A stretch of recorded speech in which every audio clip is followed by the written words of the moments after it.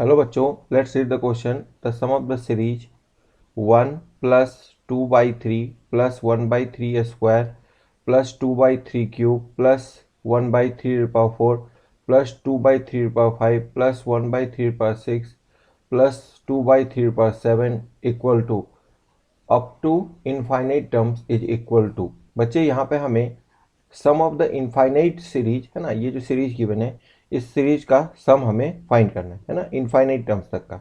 तो बच्चे इसको करने के लिए सबसे पहले बच्चे जो सीरीज है उसको नोट करते हैं। बच्चे 1 plus 2/3 plus 1/3 cube 1/3 square plus 2/3 cube plus 1/3 plus 2/3 plus 1/3 plus 2/3 and so on up to infinity. ठीक है, अप टू इनफाइनाइट टर्म्स। बच्चे इसको हमें फाइंड करना है, तो सिंपल हम बच्चे ध्यान से समझना। बच्चे इनफाइनाइट टर्म्स यदि है सम के हर एक के इस सीरीज के बच्चे यदि हम ऑड टर्म्स है ना, ऑड टर्म्स को एक साथ लिखें और इवन टर्म्स है ना, ऑड टर्म्स बच्चे जो ऑड पोजीशन पे जो टर्म है ना, दैट मीन वो ऑड टर्म जैसे 1/3 स्क्वायर 1/3 ये ऑड पोजीशन वाले टर्म है। ठीक है, first term, third term, fifth term, seventh term, ऐसे टर्म को एक साथ लिखें तो that means 1 plus 3 square plus 1/3 plus 1/3 ऐसे सीक्वेंस बन रहा है। ठीक है, और बच्चे देखो ये इस तरह से बच्चे इनफाइनाइट टर्म्स यदि है तो उसको हम दो पार्ट में या कितने भी पार्ट में फाइनाइट नंबर ऑफ टर्म्स में यदि ब्रेक करेंगे तो बच्चे इनफाइनाइट टर्म्स ही रहेंगे। ठीक है, इनफाइनाइट बाई 2 भी जो है ना इनफाइनाइट ही होता है ना। तो ये तुम्हारा इनफाइनाइट टर्म्स आ गया और प्लस बच्चे ध्यान समझना, अब हम सारे ऑड टर्म्स वाले एक साथ लिख लिए, अब सारे इवन टर्म्स वाले एक साथ लिख लेंगे है ना। Even terms that means even position वाले टर्म। ठीक है, second term, fourth term, six term ऐसे। ठीक है, तो बच्चे ध्यान देना, सेकेंड टर्म क्या है 2/3, फोर्थ टर्म क्या है 2/3 cube,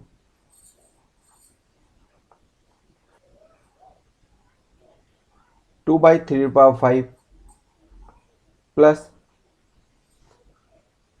2/3 and plus dot dot dot. बच्चे ये भी क्या होंगे, इनफाइनाइट टर्म्स ही होंगे।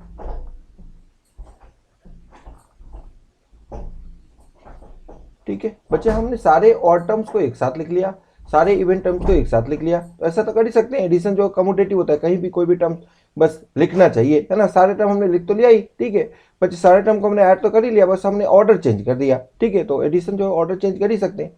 तो ये आ गए। अब बच्चे ध्यान देना, बच्चे ये दोनों ही जो सीरीज है ये एक जीपी का सीरीज है ना, जिसमें तुम्हारा तुम देख पा रहे हो बच्चे कॉमन रेशियो जो है वो इक्वल है ना। 1/3 स्क्वायर तुम्हारा फर्स्ट जीपी का कॉमन रेशियो है और सेकेंड जीपी का जो है कॉमन रेशियो वो भी 1/3 स्क्वायर ही है। ठीक है, तो सिंपल सी बच्चे यहाँ पे फर्स्ट जीपी में फर्स्ट टर्म जो 1 है और सेकेंड जीपी में फर्स्ट टर्म 2/3 है। तो सिंपल से बच्चे यहाँ पे हम सबसे पहले की स्किल्स नोट कर लेते हैं कि जीपी के सम का इनफाइनाइट टर्म्स का है ना, इनफाइनाइट टर्म्स का सम का फॉर्मूला क्या है। ठीक है, तो सबसे पहले बच्चे हम ये नोट कर लेते हैं कि sum of infinite terms of GP, sum of infinite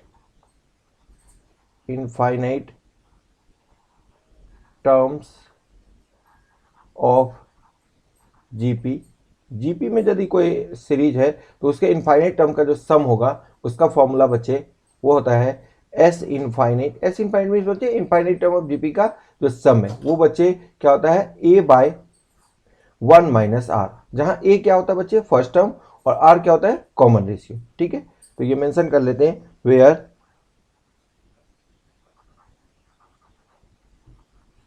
A equal to first term of GP. ठीक है, फर्स्ट टर्म, और आर जो है बच्चे क्या होता है कॉमन रेशियो, कॉमन रेशियो। ठीक है, अब बच्चे ए और आर ये है, अब हम बच्चे यहाँ पे इस फॉर्मूला को यूज करेंगे और फिर हम देखेंगे कि ये सम क्या आएगा। ठीक है, फिर ये हमें फाइंड कर लेंगे। ध्यान देना, यहाँ फर्स्ट जीपी, 2 जीपी बन चुके हैं ना, है ना, 2 जीपी का सीरीज है, दोनों का सम, हम दोनों में फॉर्मूला लग जाएंगे। ठीक है, इनफाइनाइट टर्म्स का।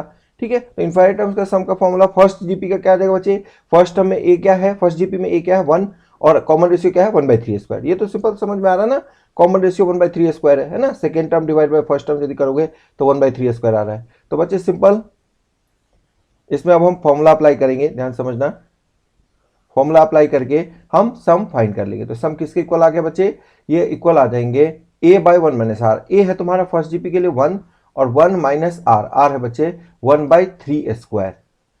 ठीक है, और ये सेकेंड जीपी में बच्चे, सेकेंड जीपी में देखिए ध्यान से, तो फर्स्ट टर्म 2/3 है और कॉमन रेशियो सेम ही है 1/3² है ना, 2/3³ 2/3 करोगे तो 1/3² ही आएगा। ठीक है, तो इतना तो हम डायरेक्टली समझ सकते हैं, 2/3 तुम्हारा फर्स्ट टर्म है।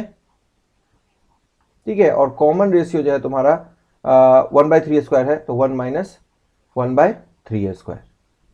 ठीक है, ये क्या आ जाएंगे बच्चे, इसको सिंप्लीफाई करेंगे तो 1/3² 9 होता है, तो 1/9 हो गया।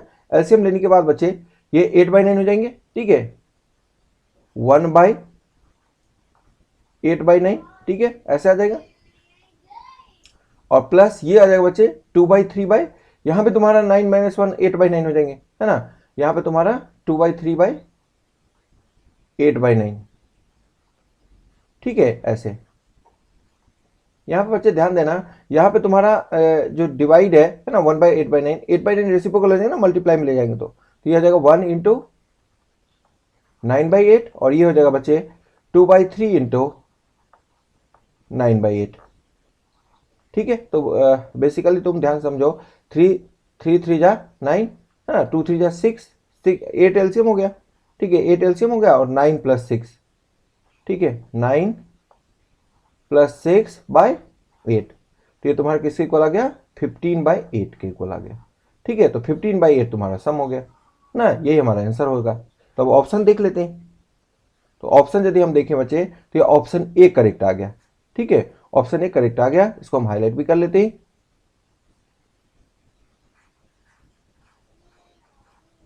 Option A is correct one. Hope you understood it well. Best of luck.